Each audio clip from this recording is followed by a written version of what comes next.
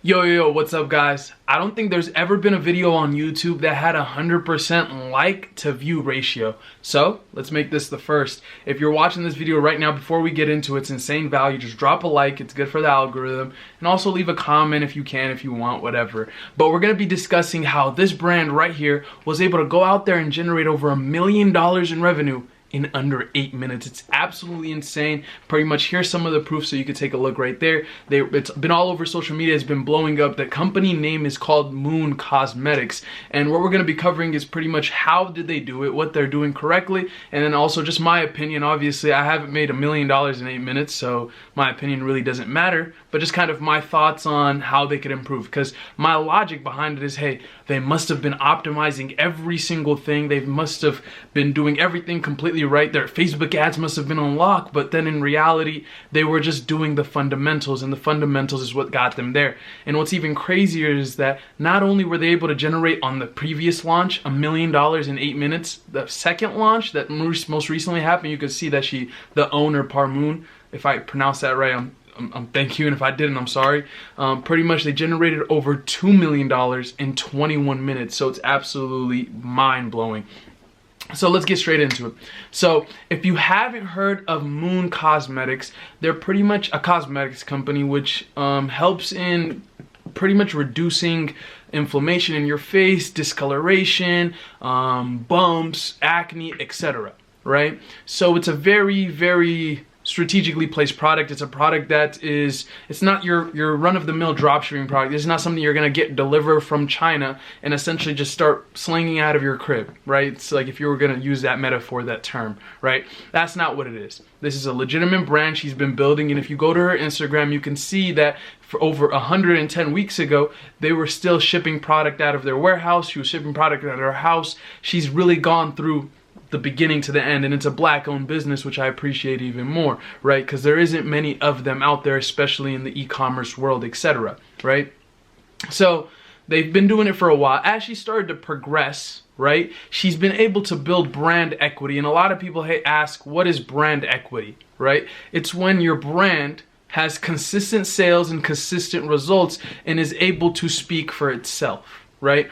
And if you go through their Twitter, and you could see here just a snapshot of their Twitter, and you could just see the comments of how many people are begging her, because she shuts down the sales. After the launch, she sells out, boom, she shuts it down, and people are just, and you could see how high the demand is if you could just imagine that she's selling out in under 20 minutes, if she's selling out under 8 minutes, $1 million in rev, right? And you can see how high the demand is. It's because she's been able to go out there and really build that brand equity.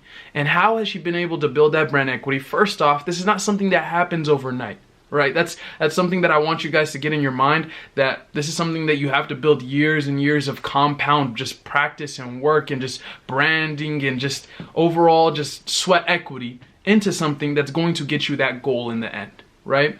And second, she's built in this scarcity tactic, right? In reality, she could go out there and have $5 million months, right? And just pretty much wholesale and manufacture in mass, go get a large credit line, manufacture in mass, hold them out of her warehouse, and sell thousands and tens of thousands of units every single month, right? But one thing she has going for her is she is using her scarcity, a scarcity tactic, which in reality is she's using it wisely, right? She's not falsely claiming anything. She's not deceiving the customer. She's not using deceit in any form or fashion. She is legitimately saying, hey, we have X amount of units. Once we sell out, boom, we sell out. And she has her goal in mind. And she hits them in a time frame and then pretty much fulfills the orders, etc., right? But you could see some of kind of the things that happen when you hit this time frame. Here's a quick just image. I want to show you something. You can see this tweet. It says that, hey, once I pretty much order, the second I order, I start tracking the order shipment. And this is the world that we live in today, where instant gratification is really the biggest drug, right? Anybody that does anything, and Amazon is kind of to blame for this as they've evolved the world, right? That, hey, 2-day shipping is a norm. Anything more than that is kind of suspicious. Customers are going to get suspicious, right? And customers are just kind of, the instant gratification has been at such a high that it's normal for people to kind of fret and kind of feel worried if they're not getting their emails right away, if they're not getting verified that their purchase went through, etc., right? Their confirmation, etc. If it's not being verified, they kind of fret, right? So one thing she's using to her is scarcity, using to her power and using to her advantage is scarcity, right? And that's one thing that is doing really well. And on top of that is the reviews and influencers and micro influencers that she's using, right?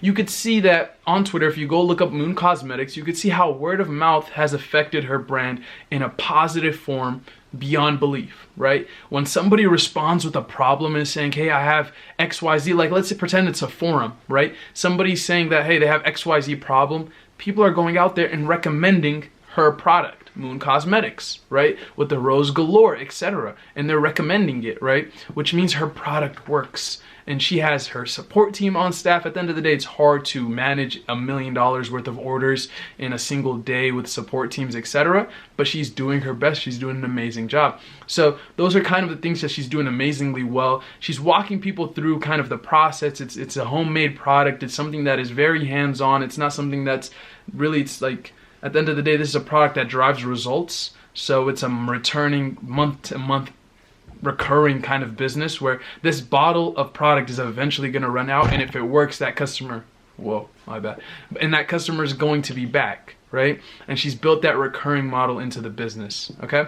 So those are all the positive things, and that's what she's doing right. At the end of the day, all of this stuff is not replicatable. Even if you go to their site, right? At the end of the day, I'm not knocking anybody, but I'm just saying, hey, it's not the most optimized site, but she doesn't have to optimize because her customers are not there. They're not being sold by the site. They're being sold by the product.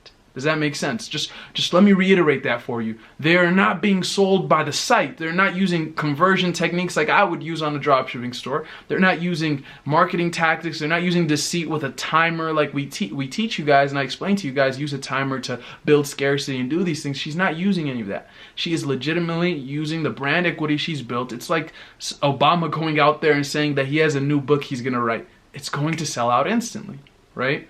Just because he's built that brand equity by being president, by doing what he's done over the years, he's really built that, right? So if you even look at her site, Moon Cosmetics, you can look them up. It's not really well optimized, but she doesn't have to because she's winning through her product, right? Even if you go to her product page, not well optimized, but she doesn't have to because she is winning through her product. Right? Her product drives results. And at the end of the day, people are paying for value. If you grasp the idea that at the end of the day, you could skip a bunch of steps if your product provides more value, then essentially the intrinsic value exceeds the amount of money that they're willing to pay for the product, then they're going to buy it every single time. And this is kind of what people are weighing. They're weighing their facial appearance, they're weighing their appearance overall, they're weighing their health, they're weighing the things, their insecurities, they're weighing a multitude of things, and that equates to the $160 price tag, right, alongside the other products, etc. So her average order cart value can rise, right? So that's one thing that I just want you guys to understand. It all comes down to value. So really looking at the cons and just kind of my opinion on things, obviously there's a few different business models she could try. She could go into a recurring business model and really just add into recurring, right? That would be a very easy business model, so you don't have people go out there and purchase on a month-to-month basis. But at the end of the day, I don't know what her plan is for the business. I don't know if she wants to build the scarcity, a multitude of things. So I'm not going to really voice my opinion, in all honesty, just because I'm not in a place to really give my opinion. If she doesn't, like, she probably doesn't care about my opinion. She doesn't know who I am, right? So that's just kind of my thoughts, my voice, my opinion. I'm just kind of explaining what they're doing, how they did it, and how they're scaling, and kind of what you could learn. Just look at what they're doing, understand this is one thing that really comes down to really succeeding in e-commerce. It's all about replicating and duplicating success, right? Look at who's winning, look at what they're doing, right?